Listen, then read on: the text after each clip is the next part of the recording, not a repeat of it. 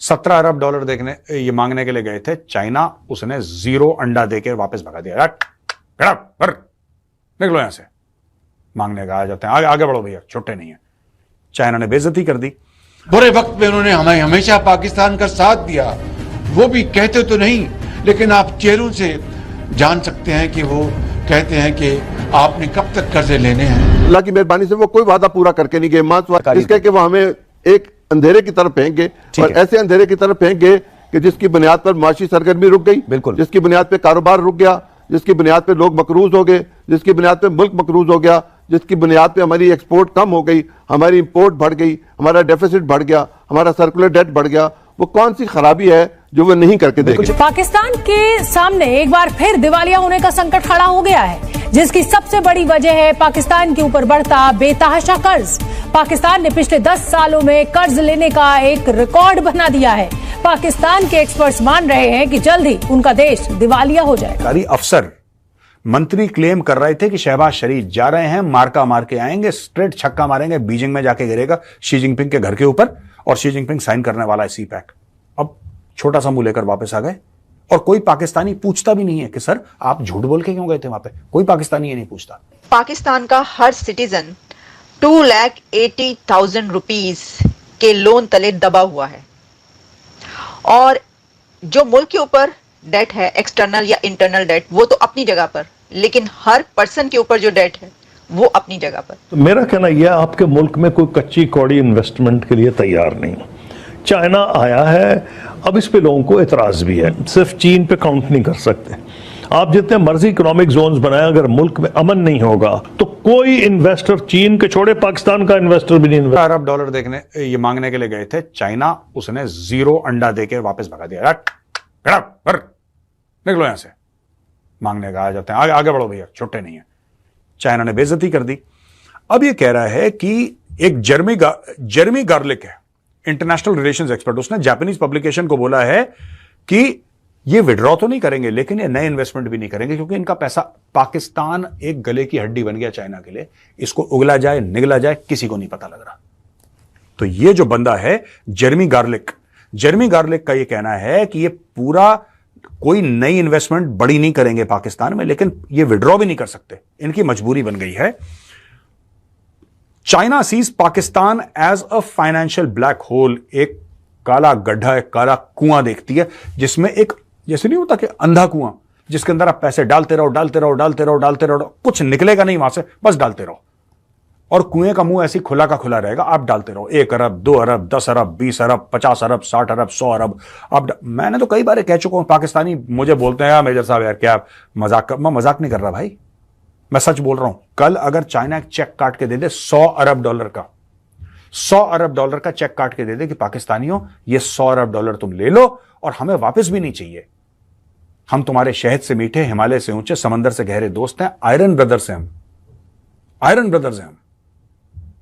China और पाकिस्तान, ठीक है, ये लो $100 अरब गिफ्ट। ये 6 महीने बाद फिर खड़े हो जाएंगे चाइना के पास कि जी वो तो खत्म होगा और दे दो।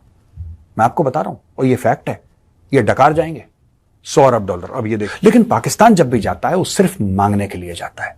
मांगने का तरीका बदल दिया, पहले ऐसे मांगता था, अब वो ऐसे मांगता है, लेकिन मांग फिर भी रहा है, मांग पाकिस्तान फिर भी रहा। अच्छा, शहबाज शरीफ पहुंचते हैं चीन, और चीन से बोलते हैं कि यार सीपैक 2.0 हमें लॉन्च करना है, सेकंड फेज ऑफ सीपैक, लाओ पैसा। मांग तो लिया इन्होंने, लाओ पैसा करके। अब चाइना बोल रहा है कौन सा पैसा, क्या नहीं साहब आपको कुछ तो पैसा देना पड़ेगा, आपने ये प्रोजेक्ट अप्रूव कराया, ये प्रोजेक्ट अप्रूव कराया, मेन लाइन अप्रूव करी। अब दोस्तों बात यह है कि चीन ने कर दिया मना, और ये बिल्कुल जिसको कहते हैं कि छोटा सा मुंह लेकर वापस आ गए, क्योंकि पाकिस्तानी मीडिया ने बड़ा हाइप करा था कि अब सीपैक 2.0 लॉन्च होने वाला है, और दूध और शहद की नदियां बहने वाली हैं, नाले बहने वाले हैं, झरने बहने वाले हैं, नल बहने वाले हैं, पता नहीं क्या क्या नहीं बहने वाला, सब कुछ बह जाएगा दूध और शहद का। ये गेम चेंजर है पाकिस्तान के लिए, ये बहुत बड़ा गेम चेंजर है पाकिस्तान के लिए। अच्छा, पहले जब सीपैक लॉन्च हुआ था 10 साल पहले, तब भी इन भाइयों ने यही बात बोली थी कि बहुत बड़ा गेम चेंजर है। अब वो गेम चेंज नहीं हुआ, गेम और बदतर हो गया। $60 अरब, मैं आपको बता रहा हूं, आज से 10-11 साल पहले पाकिस्तान के इतने बुरे हालत नहीं थे। Pakistan was still little more stable then it is today. Pakistan अलहदा मुल्क है पूरी दुनिया में जो कि जब 60 अरब डॉलर नहीं डाले थे सी पैक में तब वो ज्यादा स्टेबल था। इकोनॉमिकली बात कर रहा हूं मैं, इकोनॉमिकली ज्यादा स्टेबल था पाकिस्तान। जब से चाइनीज इन्वेस्टमेंट आया इनका बेड़ा ही गर्क। अब ये बात चलती है कल डिफॉल्ट हो गए, आज डिफॉल्ट हो गए, परसों डिफॉल्ट हो गए। दोस्तों एक जमाने में पाकिस्तान मीडिया इतनी आईएमएफ की बात नहीं करता था, अब तो सिर्फ आईएमएफ की ही बात होती है। अब ये देख लीजिए, इसमें कुछ डिटेल आई है कि पाकिस्तानी ऑफिशियल्स का जो क्लेम था कि एक अग्रीमेंट साइन हो रही है सी पैक के बारे में, एक प्रॉपर अग्रीमेंट साइन हो रही है, वो मटेरियलाइज हुई नहीं। इन्होंने क्या करा, देखो ये पाकिस्तानी कैसे काम करते हैं। मैं तो क्रिकेट देखता नहीं, लेकिन जब मैं कमेंट्स पढ़ता हूं ना इनके ऑनलाइन, हम जीत गए, हम जीत गए, हम जीत गए, हम जीत गए, ये पार्टी के लिए टेबल बुक करवा देंगे। अजीब कौम है यार ये। रुक जाओ, सब्र रखो, थोड़ा सा वेट कर लो, बाद में पार्टी कर लेना। ये पहले ही पैसा खर्च करके सेलिब्रेशन, ओ हो गया जी सी पैक, अब तो दूध और शहद की नदियां बह रही हैं, नहरें बहेंगी, पता नहीं क्या क्या बहेगा इनका। ये देखो, claims by Pakistani officials that an upgraded version of the CPAC agreement would be formally launched in Beijing did not materialize.